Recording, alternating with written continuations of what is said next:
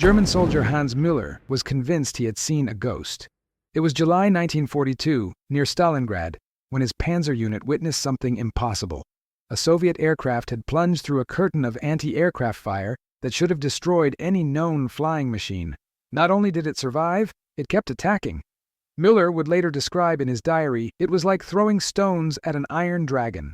What the German troops were witnessing was the birth of a new era in aerial warfare, where the traditional rules of aircraft vulnerability simply no longer applied. This was not just another Soviet aircraft, it was an armored revolution that would completely redefine the concept of close air support and terrorize the Reich's ground forces for years.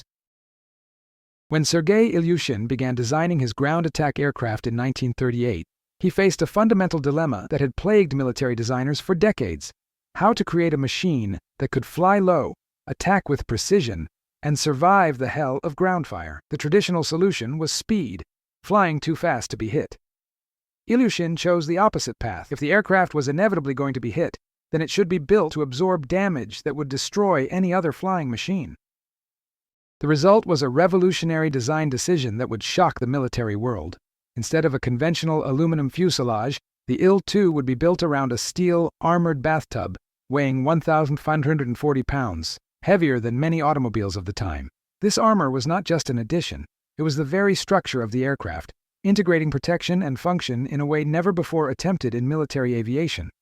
The first time German Luftwaffe pilots encountered the Il-2 in combat, they applied the standard tactics that had worked against all other Soviet aircraft: a concentrated burst of 7.92-meter ammunition into the wings and fuselage. What happened next defied all their combat experience.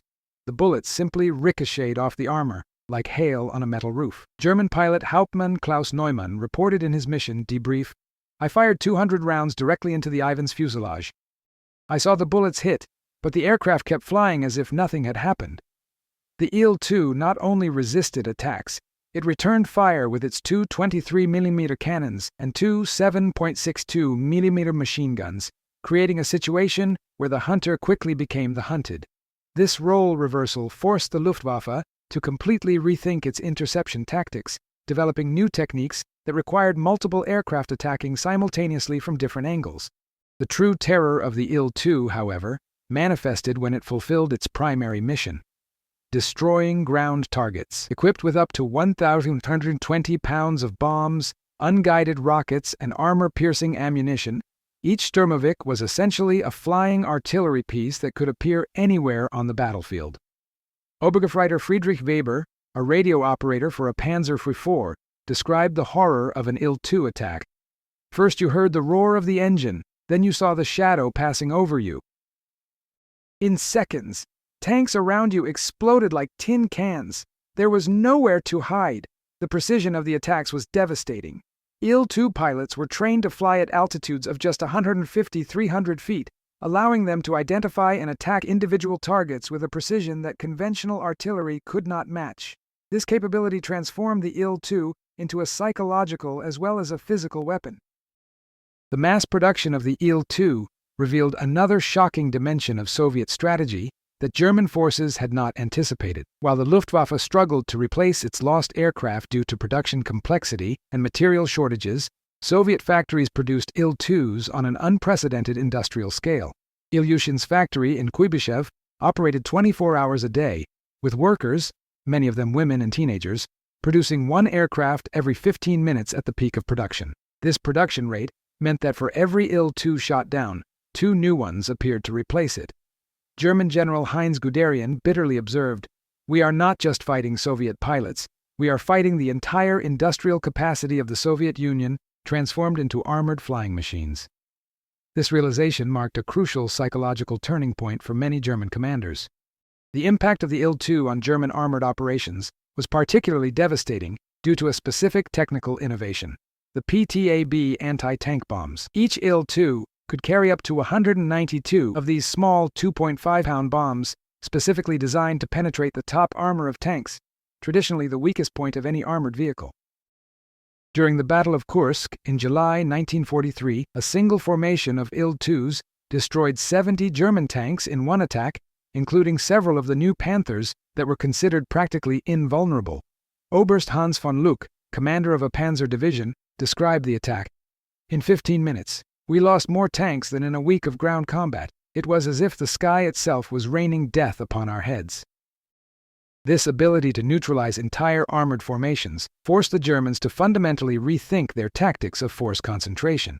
The German response to the IL-2 evolved through a series of desperate adaptations that revealed how profoundly the aircraft had disrupted their military operations. Initially, they tried using conventional fighters, but found that at least 3 Messerschmitt Bf-109s attacking simultaneously were needed to ensure the downing of a single IL-2. Later, they developed the Henschel HS-129, specifically designed to hunt IL-2s, but found that even this specialized aircraft struggled against the Soviet armor's resistance.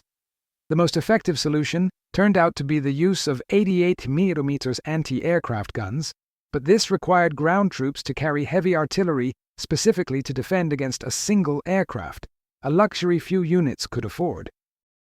This escalation of countermeasures demonstrated how a single design innovation had forced an entire army to reorganize its tactical and logistical priorities. The most disturbing aspect of the IL-2 for German troops was its apparent indestructibility in situations where any other aircraft would have been shot down. Field reports document IL-2s returning to base with over 600 bullet holes, damaged engines, destroyed control surfaces, and yet still able to land safely. Chief Mechanic Ivan Petrov recorded in his report, "Today we repaired an IL-2 that had been hit by anti-aircraft fire, 2 fighter bursts, and grenade fragments. The pilot flew 120 miles back to base and landed normally. Any other aircraft would have crashed in flames."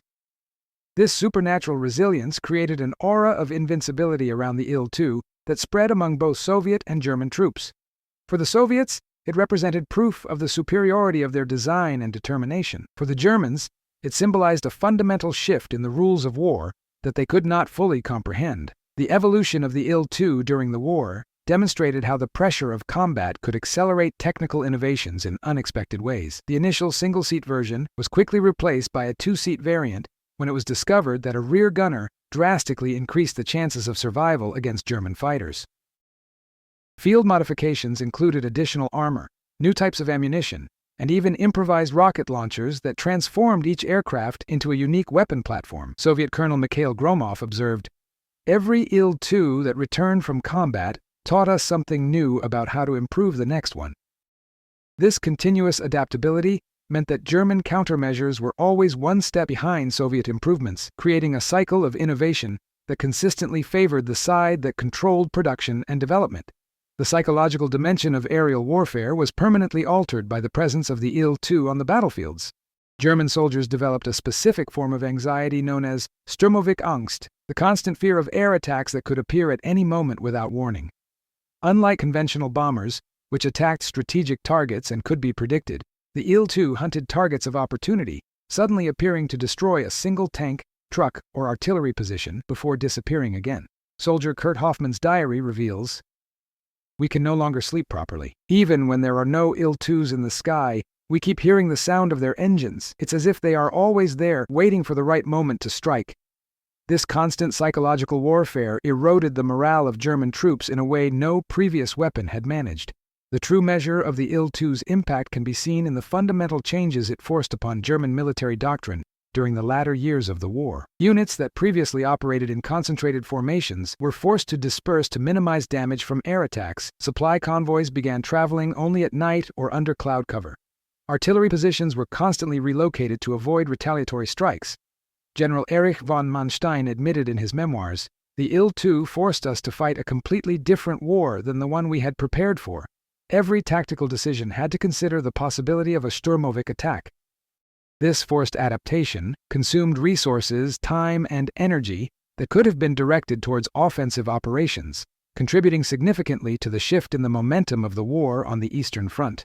The legacy of the IL-2 Sturmovik extended far beyond World War II, establishing design principles that would influence ground attack aircraft for decades. The philosophy of survival through armor, rather than survival through speed, would later be incorporated into aircraft such as the American A-10 Thunderbolt II and the Soviet Su-25. More importantly, the IL-2 proved that air superiority was not just about controlling the sky, It was about transforming the sky itself into an extension of the ground battlefield. As military historian John Keegan observed, the IL-2 not only changed how wars were fought, it changed how soldiers thought about war. For the first time in history, the sky became a place from which death could arrive at any moment, turning every soldier into a potential target. This fundamental transformation in the nature of modern warfare remains the true legacy of this extraordinary machine that terrorized German ground troops and redefined the power of air attack forever.